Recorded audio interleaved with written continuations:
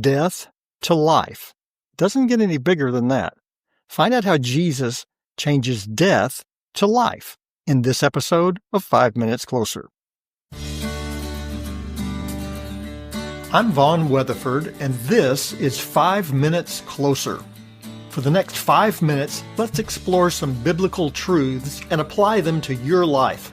No podcast, including this one, can transform your life or give you what you really need. Only Jesus can do that. You can find out why in what I've called the first five episodes of 5 Minutes Closer.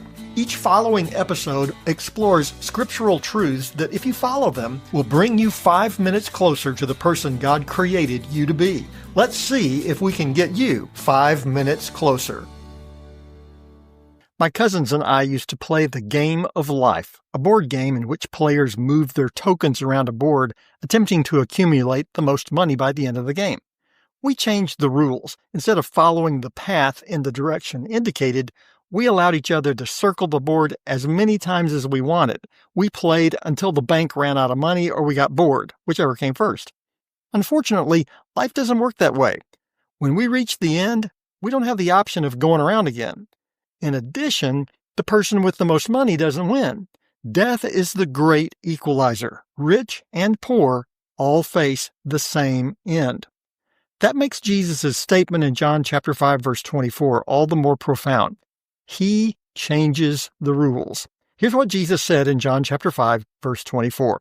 Truly, truly, I say to you, whoever hears my words and believes him who sent me has eternal life.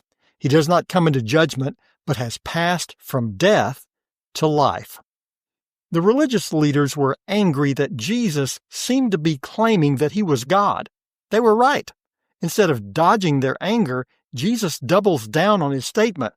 He claimed to be able to do what only God can do. Those who believed in him, he said, would pass from death to life. Jesus' claims could not be more dramatic. He promises a change from death to life.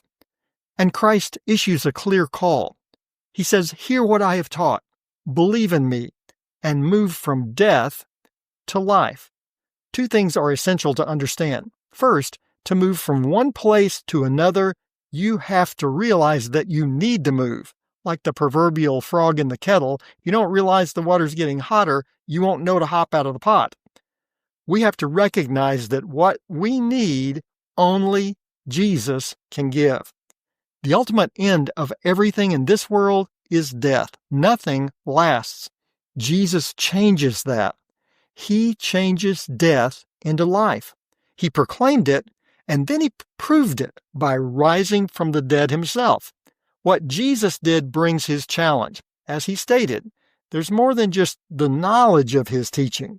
This is not only a statement of truth, but also an invitation to respond to that truth.